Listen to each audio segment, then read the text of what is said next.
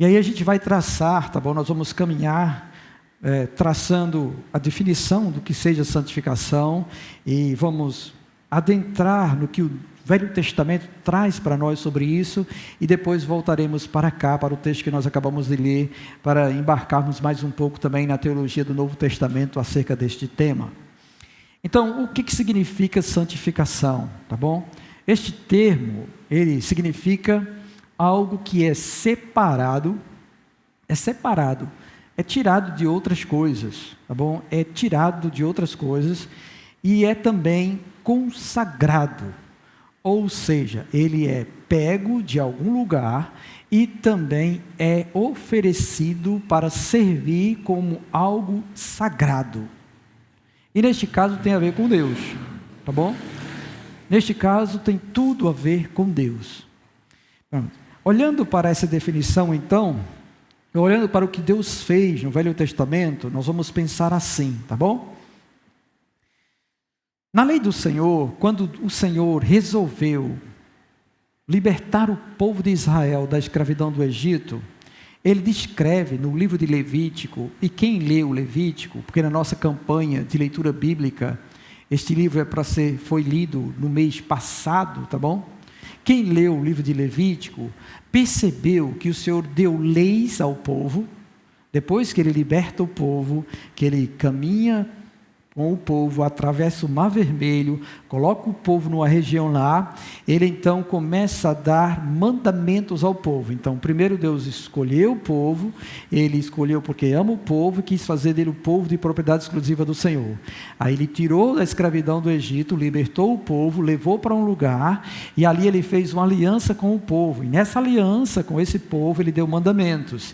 E no livro de Levítico aparece esta expressão várias vezes, tá bom? Dizendo assim, ele dá um mandamento, uma ordem, e aí no final ele diz, vocês serão santos, porque eu, o Senhor, vosso Deus, sou santo. Ele diz assim, várias vezes Deus repete isso. E eu queria pelo menos ler um texto acerca disso. Deixa eu encontrar aqui, tá bom? Levítico, capítulo de número 20. São várias as passagens descritas neste livro que falam sobre isso. Levítico capítulo 20, verso de número 26.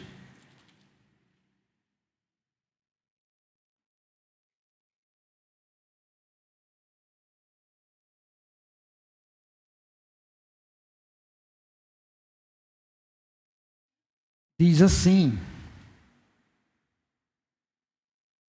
ser-me-eis santos, porque eu, o Senhor, sou santo, e separei-vos dos povos para serdes meu. Então, santificação tem a ver com isso, tá bom? Deus separou o povo dele, para que este povo fosse consagrado a ele, fosse de propriedade exclusiva de Deus. Aí o que é que Deus fez mais, não é? Acerca disto e desta vontade dele, a santificação do seu povo? Bem, Deus também, no Velho Testamento, ele começou a dar ordem a Moisés, em Êxodo capítulo 21 em diante, ele começou a dar ordem de como ele queria ser cultuado. E aí ele estabeleceu a criação de um tabernáculo, de uma tenda grande, onde ele deveria ser adorado. E ele disse quais são os tecidos que deveriam ser usados para fazer a tenda. Ele disse quais eram os metais para ser usados também e em que eles deveriam ser usados. Ele também mandou confeccionar o altar do holocausto. Ele mandou confeccionar pás, bacias, tá bom? Para usarem nos sacrifícios, de ouro, de bronze. Ele também mandou confeccionar uma mesa da proposição, onde deveriam ser colocados os pães da proposição, 12 pães que representavam as 12 tribos de Israel, o povo do Senhor. Mandou fazer um candelabro de ouro para que houvesse luz acesa no santuário dele o tempo todo, representando ali o Espírito Santo e a luz do Senhor. E mandou fazer a Arca da Aliança também, que guardavam as tábuas da lei, o maná e ia guardar também o bordão de Arão que floresceu. E esta arca representava então a presença de Deus, e a tampa desta arca, que era o propiciatório, era ali também que era aspergido o sangue do cordeiro que servia de sacrifício para o perdão do povo todo. Aí ele mandou fazer tudo isso. Ele, quando mandou fazer tudo isso, disse o que cada um deveria fazer com eles. Depois ele fez o seguinte também. Então, isso foi o que Deus fez com esses objetos de culto. Depois ele também separou pessoas. Ele santificou pessoas para usar no uso sagrado. E aí vieram a tribo de Levi, ele separou dentre as outras 12 tribos, ele separou a tribo de Levi, e aí ele chamou Arão para ser o sumo sacerdote, consagrou ele como sumo sacerdote, e os filhos deles como sacerdotes. E outros que eram para montar, desmontar a tenda, carregar os objetos do templo do Senhor naquela época, tá bom? Agora, para que eles fossem oficialmente instituídos como aqueles que eram separados e consagrados a Deus, eles tiveram sobre si também uma vestimenta. Arão tinha uma vestimenta destacada, porque ele era o sumo sacerdote, ele era o chefe dos sacerdotes, tá bom? E os sacerdotes também tinham uma vestimenta separada para estarem ali oferecendo sacrifícios, cultuando a Deus. Só que antes de fazer isso, eles tiveram que ser santificados. Aí o Senhor deu ordem a Moisés para sacrificar alguns cordeiros e aspergir o sangue desses cordeiros sobre esses utensílios e sobre Arão e sobre também os demais sacerdotes.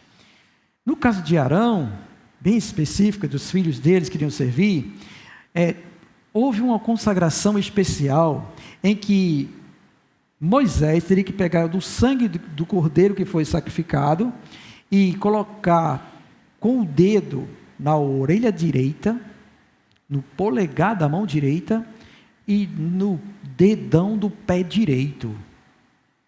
Tá bom? Esse foi o ritual que Deus deu. E isso é para que esses homens fossem santificados, separados, consagrados para uso do Senhor. Tá bom? Foi assim que foi feito. E está descrito lá no livro de Levítico essa consagração, como tem que ser. Tá bom? Aí, diante disto, depois que esses homens foram consagrados, esses objetos também foram consagrados, e eles se tornaram algo especial para Deus, e que não podiam, tá bom, ser manchados por nenhum tipo de pecado. É tanto que se alguma coisa imunda tocasse nos objetos, esses objetos se tornariam imundos. Deus desprezava eles, porque Deus não aceita o pecado. Ele não aceita o que é imundo estar junto da presença dele. Ele não aceita de forma nenhuma. Assim também como qualquer sacerdote que estivesse impuro e fosse tentar oferecer sacrifício ao Senhor, ele seria julgado por Deus. E aí nós temos em Levítico capítulo 10, o episódio que aconteceu com Nadab e Abiú, filhos de Arão, que foram oferecer fogo estranho diante do altar do Senhor, o que Deus não ordenou, e aí eles foram mortos, saiu fogo de diante de Deus, e matou os dois sacerdotes por conta da sua transgressão. Então observem isso aí. Aí, diante dessa temática toda, nós vamos observando que Deus estabelece uma vontade, e que essa vontade é que seu povo realmente fosse santo, porque Ele é santo. E aí ele separa o povo para isso. E ele determina que seja assim. E está escrito isso, tá bom? No Velho Testamento. E várias vezes aparece isso. Isso é tão sério, que mesmo depois que o povo pecou, transgrediu, e Deus destruiu o templo, os objetos consagrados a Deus ainda não eram santificados a Deus. E aí nós vemos um episódio acontecer lá no livro de Daniel, no capítulo de número 5, quando o rei Belsazar, filho de Nabucodonosor, ele deu um banquete e chamou os príncipes e providenciou lá adoração aos seus falsos deuses. E ele mandou pegar os utensílios da casa de Deus, que estavam guardados que foram trazidos por Nabucodonosor quando ele escravizou o povo judeu na época que Deus permitiu por conta da transgressão do povo. E aí o que acontece? Ele trouxe esses objetos e ele começou a tomar vinho e fazer a sua festa e adorar os seus deuses. De repente, irmãos, aparece os dedos, e escrevendo na parede onde eles estavam realizando o banquete. Todos eles ficaram assustados com isso, e ninguém sabia interpretar o que estava escrito ali. Até que a rainha mãe lembrou de Daniel, a quem Deus usou grandemente no tempo do exílio, no reinado da Babilônia, para glorificar o seu santo nome, que ele era alguém agraciado por Deus, que podia interpretar estas coisas. Ele foi chamado à presença do rei, e o rei disse que se ele pudesse interpretar, ele seria o terceiro no reino, vestiria ele de púrpura e colocaria cadeias ou colares de ouro sobre ele. Daniel rejeita a posição e rejeita também os objetos, mas diz que vai dizer a interpretação. E antes dele dizer a interpretação, ele fala justamente sobre isso. Ele vai dizer: tu que sabes que Deus exaltou o teu pai, o rei Nabucodonosor, para dominar entre as nações, para subjugar povos, para deixar vivo quem quer e matar quem quer, ele mesmo que trouxe os objetos do Senhor e guardou na sua câmara, você, sabendo disso, mandou pegar os utensílios do Deus Altíssimo para se banquetear aqui entre seus deuses na sua festa de orgia. Por causa disto, ele foi condenado por usar os objetos santificados a Deus para adorar falsos deuses. Diante deste quadro que a gente tem, tá bom? A gente percebe que Deus realmente deseja que seu povo ande em santidade, e esta é a vontade do Senhor para nós. Aí quando chegamos no Novo Testamento, isso tem a ver conosco, tá bom? Não era permitido outras coisas dentro do templo, tudo era consagrado a Deus para que Deus fosse exaltado, e o povo dele também deveria ser um povo santo. Aí quando nós chegamos no Novo Testamento, o que é que nós encontramos dessa teologia da santificação? Primeiro de tudo, a gente percebe que o templo não é mais uma tenda, nem é um local feito por mãos humanas. O templo somos nós. A Escritura diz que nós somos o templo do Espírito Santo. Nós somos. Você é templo do Espírito Santo. Você já imaginou que você tem que ser consagrado a Deus? Santificado ao Senhor? O seu corpo é o templo do Espírito Santo.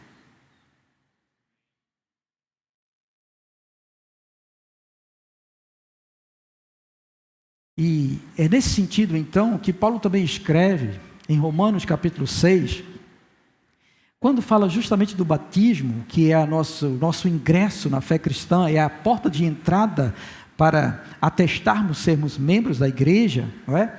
Ele fala lá em Romanos capítulo 6,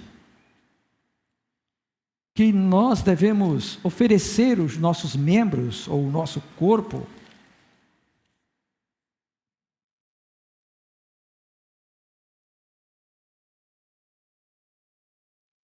devido a gente ter morrido pelo pecado, visto que Cristo morreu por nós.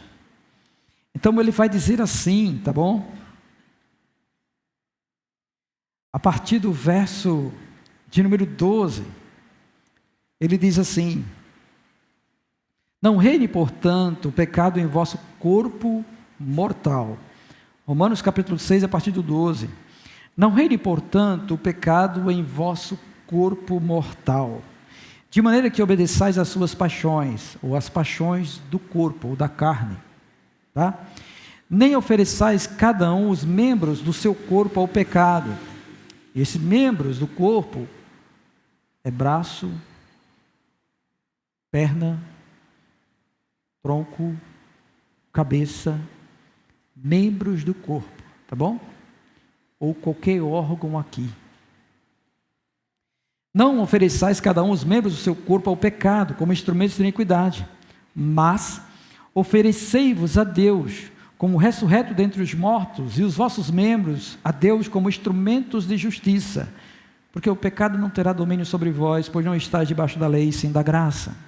Então, observe que agora, visto que o templo não é mais o prédio, que o santuário de Deus não é um prédio feito por mãos humanas, mas que somos nós é que devemos estar sendo consagrados, santificados, separados para a habitação de Deus, para que Ele seja glorificado em nós e por meio de nós. Olhando assim, atentando para isso também, nós vamos perceber, tá, que Deus agora eliminou aqueles sistemas de sacrifícios, e o sacrifício que Ele pede, também está em Romanos capítulo 12, é que a gente ofereça o nosso corpo como sacrifício vivo, santo e agradável a Deus, que é nosso culto racional. Ele fala isso para nós. Pelas misericórdias de Deus, porque você foi salvo por Ele, alcançado por Ele, foi perdoado por Ele, de todas as suas transgressões, porque Ele lhe amou e Ele entregou Jesus para salvar a sua alma, Ele roga por todas estas misericórdias que são apresentadas nos capítulos anteriores, que você apresente-se a Deus como sacrifício santo, vivo e agradável ao Senhor. Ele pede isso.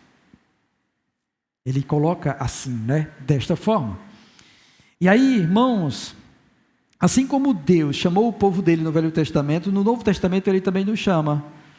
Ele nos chama para sermos santificados, sermos propriedade dele. Na primeira carta de Pedro, está escrito lá, o que também foi dito lá no livro de Levítico, no capítulo 1, diz: sede santos, porque eu sou santos, não é assim que diz?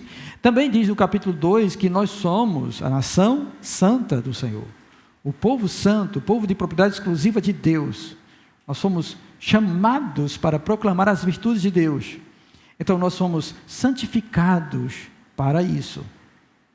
Nós encontramos tudo isso nas páginas do Novo Testamento, e em vários locais vocês vão encontrar isto também.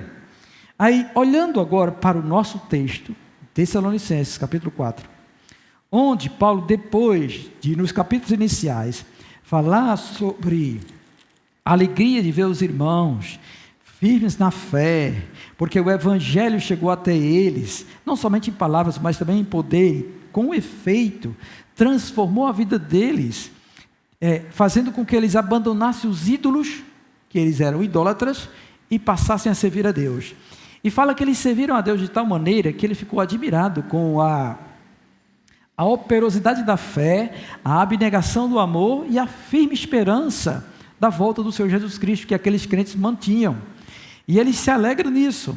E aí ele vai colocando e pontuando isso aí, falando da conduta dele no meio deles, no qual foi testemunho realmente, e agora eles se tornaram modelos para toda uma região de crente verdadeiro, de crente genuíno.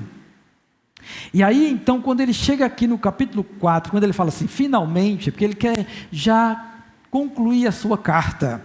E aí ele diz: irmãos, eu rogo a vocês, exorto ao Senhor Jesus, como de nós recebeste, quanto à maneira que deveis viver e agradar a Deus.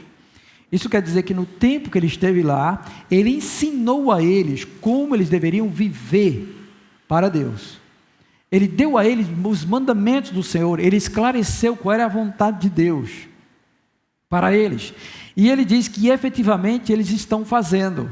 Significa que eles estão pondo em prática o que estão aprendendo. E ele quer que ele progrida cada vez mais, que eles cresçam cada vez mais. E ele fala isso: continueis progredindo cada vez mais, porque vocês estão inteirados de quantas instruções, quanta doutrina, quanto mandamento vocês foram instruídos por nós. Foram dados a vocês, e isso da parte do Senhor Jesus. Então ele ensinou todos os desígnios, os mandamentos de Cristo para esta igreja em Tessalônica. E aí ele diz, porque eu, portanto, esta é a vontade de Deus, a vossa santificação. Como logo a seguir ele vai tratar da questão da prostituição, isso leva a entender que estava acontecendo algum fato ou caso de alguém na igreja. Aí ele coloca de imediato o que deve ser tratado, e eles deveriam fugir disso, de prostituir-se, de praticar relações sexuais ilícitas, qualquer que seja ela, com bicho,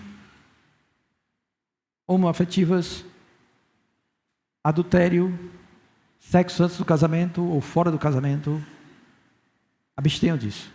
Então, como estava, com certeza, havendo algum caso dessa natureza, ele já trata disso. Mas o que eu quero colocar diante de nós é isto. A vontade de Deus para nós é a nossa santificação. A nossa santificação.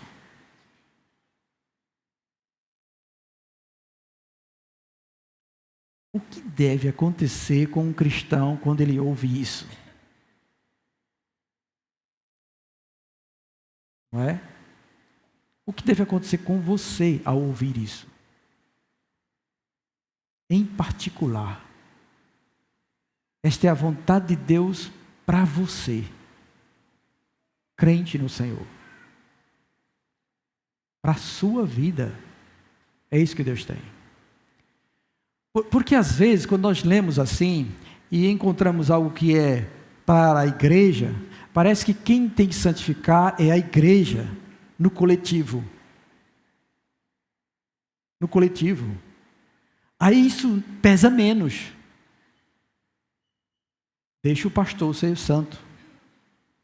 Mas eu continuo do mesmo jeito. Não.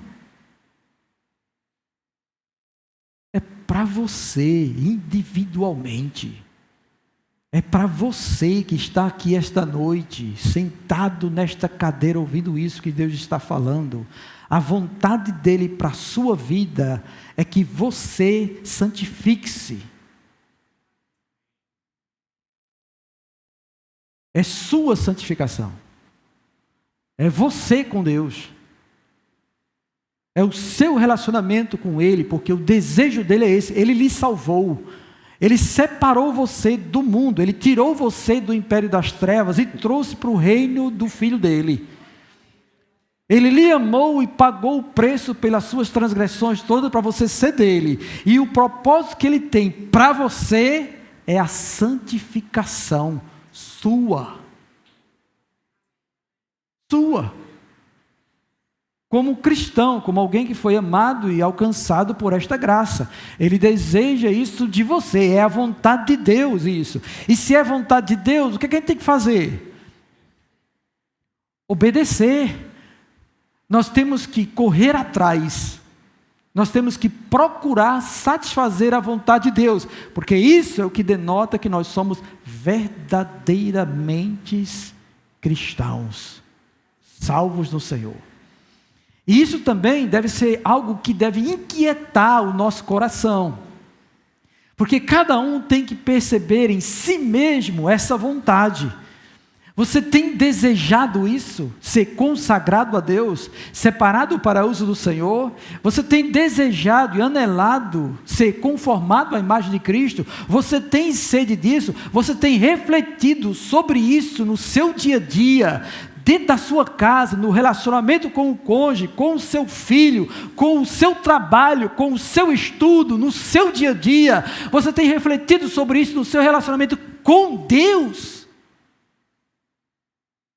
Porque esta é a vontade de Deus para você. É a vontade de Deus para você. E o meu desejo, irmãos, é que Deus inquiete todos aqui presentes a refletirem sobre isso esta noite. Porque nós temos que ter cuidado com a falsa santificação. Tá bom? Nós podemos achar que estamos agradando a Deus e não estamos. nós podemos pensar que somos cristãos verdadeiros e não somos, nós podemos ser enganados. Isso também está nas Escrituras. Nós encontramos nos evangelhos, os grupos dos fariseus e dos saduceus. Eram homens extremamente religiosos, que procuravam guardar os mandamentos de Deus, bem firmes. E vocês já ouviram falar como eles se portavam exteriormente, ou no seu visual? Eles se ornamentavam com vestes longas, pareciam aquelas pessoas santas, assim, espiritualmente, assim, eles metiam até medo, porque podia ser que Deus revelasse a ele alguma coisa do pecado dos outros, eles já ficavam com medo de olhar para a cara deles, etc. E eles chegavam também e usurpavam casas de viúvas, e fazendo orações, e ali eles se aproveitavam da situação. E eles mantinham uma aparência externa de homens santificados. E aí quando eles iam comer, fazer suas refeições, eles tinham todo um ritual de lavar as mãos, de se colocar limpo diante do Senhor e etc e tal. E eles procuravam ser zelosos da lei, de tal maneira que impressionava os demais. E os outros tinham eles como realmente aquelas pessoas mais espirituais da sua época. Mas quando Jesus vem e vê a situação de como eles estão, Jesus chama-os de sepulcros caiados. E por fora está tudo muito bem arrumado, mas por dentro só existe podridão, coisa errada.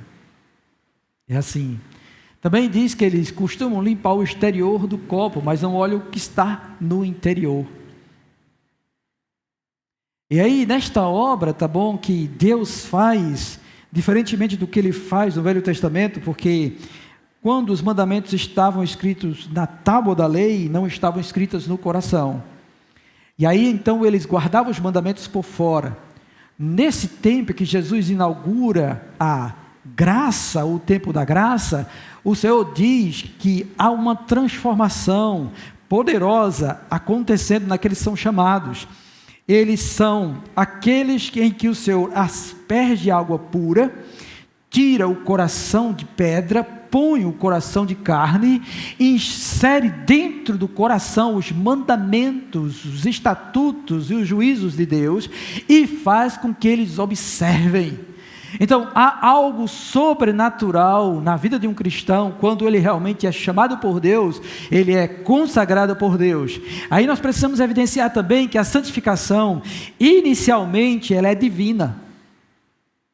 Essa separação é Deus que faz inicialmente.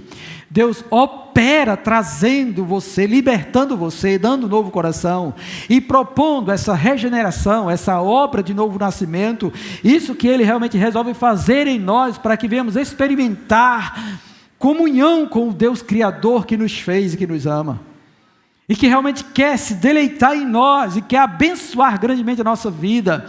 Então Ele fez essa transformação grandiosa, de modo que os mandamentos não estão apenas nas páginas da Escritura. Agora esses mandamentos têm que estar dentro de cada um de nós, na vida, no dia a dia, em todo momento, porque santificação é a vida do cristão, é a nossa vida.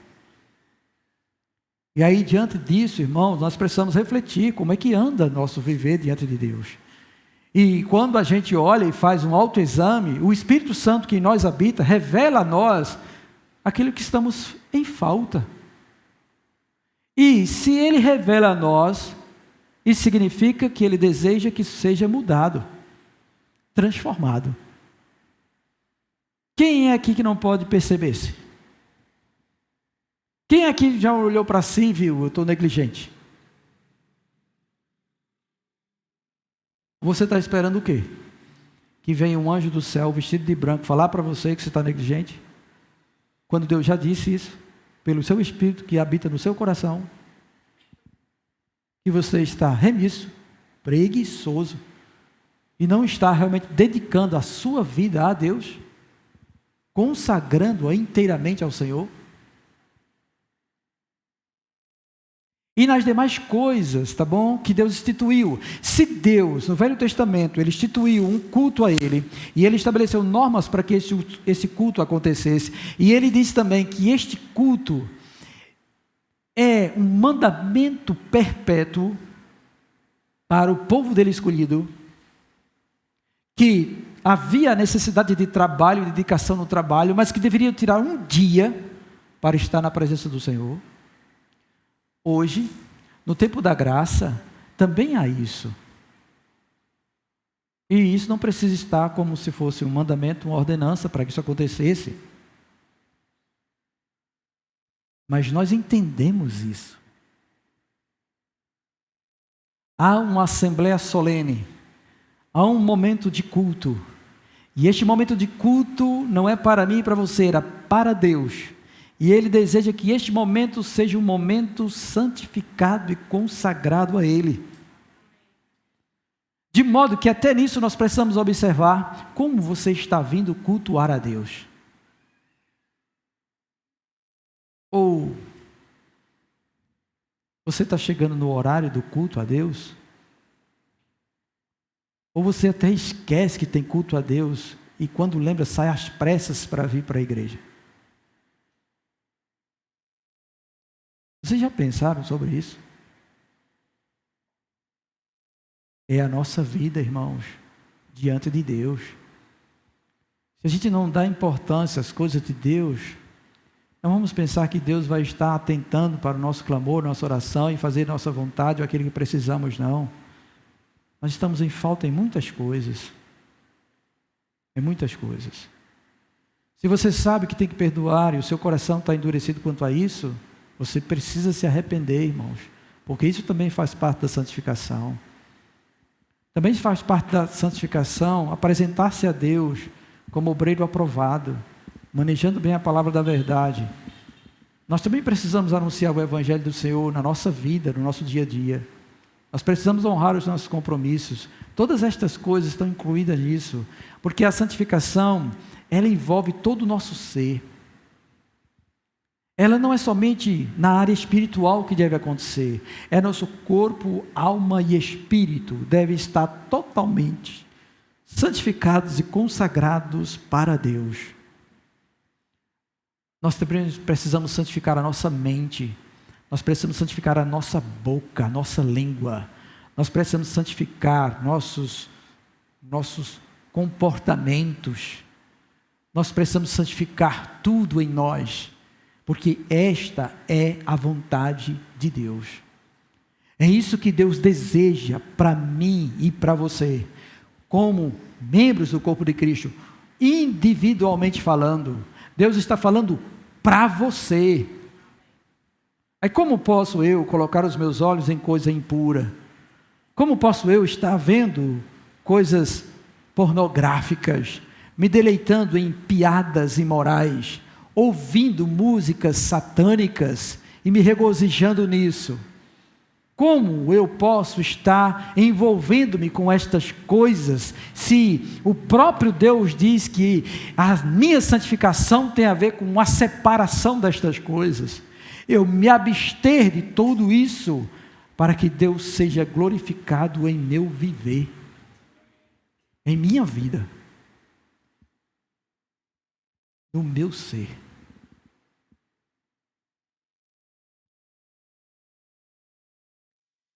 Nós vamos entender também que esta obra de santificação, ela é progressiva. E ela é realizada pelo contato da palavra. O próprio Cristo, ele orou isso na sua oração sacerdotal em João capítulo 17, quando ele pede para Deus nos santificar. Ele pede que nós sejamos santificados na verdade. Ele diz: a tua palavra é a verdade. Então, pelo conhecimento da palavra de Deus é que nós somos santificados. Pela revelação destes mandamentos ao nosso coração é que nós somos santificados. Também pela ação do Espírito Santo que habita em nós. João diz que nós recebemos a unção, e essa unção permanece em nós, e essa unção nos ensina todas as coisas, e não é necessário que o mundo ou alguém venha nos ensinar, porque ela mesma que habita em nós, nos ensina. E o que é que falta então? Falta o desejo disto. Falta você, na sua casa, pegar esta palavra, refletir sobre ela e aplicá-la no seu viver. Falta isso. Falta você desejar isso. Querer que isso realmente aconteça. E que dia após dia isso seja feito. E não tente, porque hoje Deus está exortando a mim e a você esta noite a sermos assim, que você amanhã já vai pegar o dia todo, ou a manhã toda, para ler grande porção da palavra e fazer isso. Tem que ser dia a dia. Um passo de cada vez. Uma porção de cada vez. Porque Deus vai precisar trabalhar em coisas ocultas que existem dentro de nós, que nós nem mesmo temos conhecimento que está lá. Mas Ele precisa trabalhar e revelar e tirar. Ele precisa realizar esta obra. Então, diante disso, nós percebemos esta vontade. E óbvio, ele fala sobre isso, e essa palavra santificação aparece 3 vezes nessa porção, tá bom? E no verso 7, novamente, ele diz: Deus não nos chamou para a impureza, e sim para a santificação. Aí você olha isso, você olha a questão do modo de você estar no culto. Quem sabe agora você está no celular aí, olhando uma mensagem que alguém mandou, não sei o quê. É culto para Deus, e você está pecando diante do Senhor por estar fazendo isso. Ou está com a mente embolada de tantas outras coisas, desejando logo que termine tudo e vá embora, porque você tem algo a fazer daqui a pouco. Deus observa e vê todas estas coisas. Ele é o vingador, o texto diz. Ele vai retribuir cada um de nós conforme o nosso coração. Diante disso também nós vamos perceber, tá bom? Que essa santificação, que abrange todo o nosso ser, que é progressiva, que tem a ver com tudo que a gente faz, pensa, fala, ela só será completada na glorificação. Ninguém aqui vai ser perfeito, estando ainda neste corpo, neste tabernáculo, como diz Paulo, que ainda tem resquícios da natureza pecaminosa. Há uma luta constante, uma batalha enorme, e essa batalha eu enfrento, e você também, todos os dias nós enfrentamos isso. Às vezes somos vencidos pela carne, mas precisamos entender uma coisa. A santificação, ela acontecerá naqueles que são verdadeiramente cristãos. Isso por quê? Porque o texto de Romanos diz, no capítulo 8, que o Espírito inclina para as coisas do Espírito. E se alguém tem o Espírito de Deus, é filho de Deus. E aí nós não voltaremos mais para o estado que estávamos antes. Porque o Espírito de Deus que habita em nós, ele vai nos inclinar a buscar as coisas do Senhor. Louvado seja Deus por isso. Isto é uma dádiva grandiosa que Deus nos concede. Também é dito pelo apóstolo Paulo na carta aos Gálatas, no capítulo 5, que os que são de Cristo, eles já crucificaram a carne com as suas concupiscências. O texto diz que os que são de Cristo já crucificaram a carne com as suas concupiscências. Então isso deve ser uma realidade para nós. Se é o que o texto diz, então nós temos que percorrer isso e desejar isso, anelar isso. E o que é que eu então exorto a todos nós que estamos aqui ouvindo esta mensagem esta noite? É que você examine a você mesmo. Coloque-se diante de Deus. Fale com Ele. E arrependa-se. Seja santo. Santifique sua vida, seus olhos, suas roupas, suas palavras. Só saia da vossa boca aquilo que é para edificação, que tem necessidade. Não entre no mexerico, na contenda, na fofoca. Olhe para o seu lar. Atente para a sua casa. Veja se ela está consagrada ao Senhor. Olhe para a sua televisão. Olhe para o seu celular. Veja o que está nele. E veja se é do agrado de Deus que ele esteja do jeito que está. Olhe para a sua vida no dia a dia.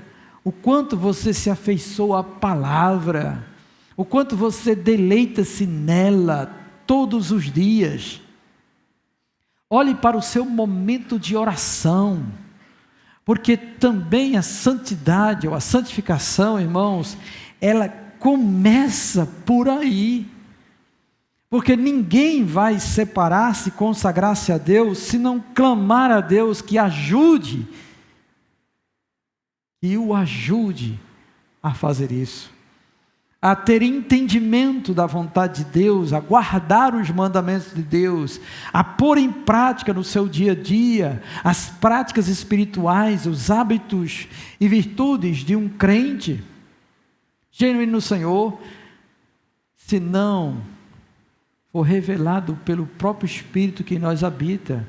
E para isso nós precisamos orar, nós precisamos buscar o nosso Deus, nós precisamos estar na presença de Deus buscando isso, senão nós não vamos conseguir.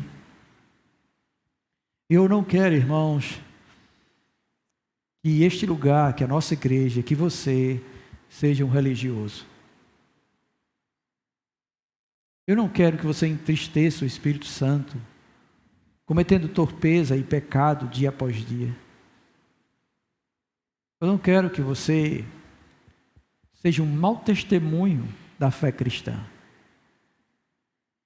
E que venha, em algum momento, produzir algum escândalo na fé. Porque você vai estar prejudicando a você mesmo. Isso é trágico, muito trágico. Muito trágico. Então que nós possamos pensar acerca desta vontade de Deus, refletir sobre isso e buscar realmente sermos santificados para o Senhor. No passado, nós encontramos grandes homens de Deus que resolveram fazer isso e eles examinavam tudo em sua vida. E eles escreveram isso em livros, para deixar um legado para nós e a gente refletir, apesar do nosso tempo corrido e a nossa falta de afeição pela leitura também. Mas o interessante que foi dito desses homens é que na meditação deles, eles refletiam até o modo pelo qual eles se portavam diante de Deus. E as palavras que saíam dos seus lábios em oração.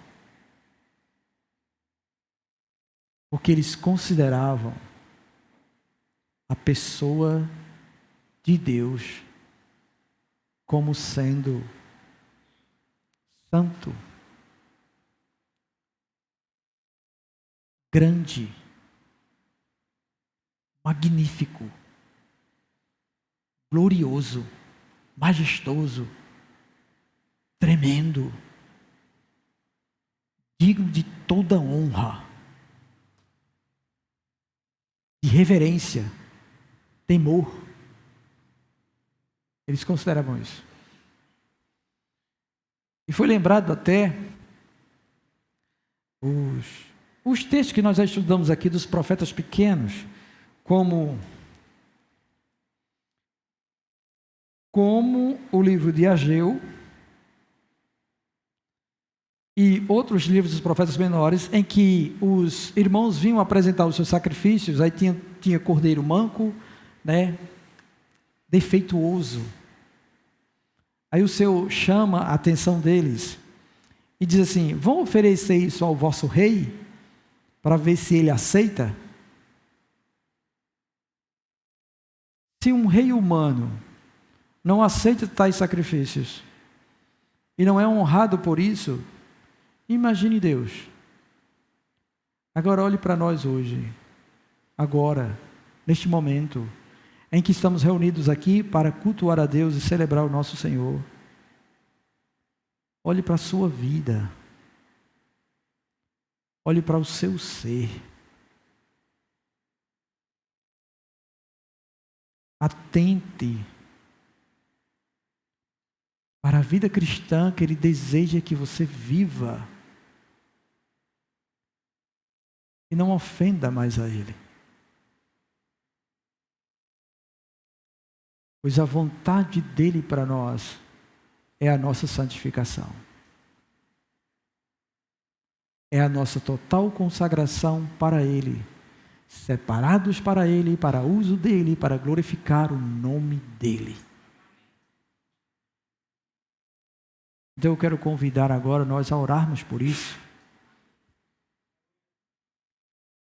Vamos pedir perdão a Deus e também pedir o auxílio dEle que nos ajude a ter uma vida consagrada ao Senhor. Pois esta é a vontade dEle para cada um de nós. Curve sua cabeça e ore comigo. Maravilhoso Senhor. Eu quero pedir perdão, Senhor, como ministro teu neste lugar, por todo o corpo de Cristo aqui reunido, Senhor. Por cada vida, ó Deus, que ouviu a tua palavra, Senhor, que foi tocado pelo teu Espírito e sabe, ó Deus, que precisa melhorar diante de ti. Ó Deus, nos ajude. Ouvimos esta noite, ó Deus, que a santificação é uma vontade do Senhor para nós.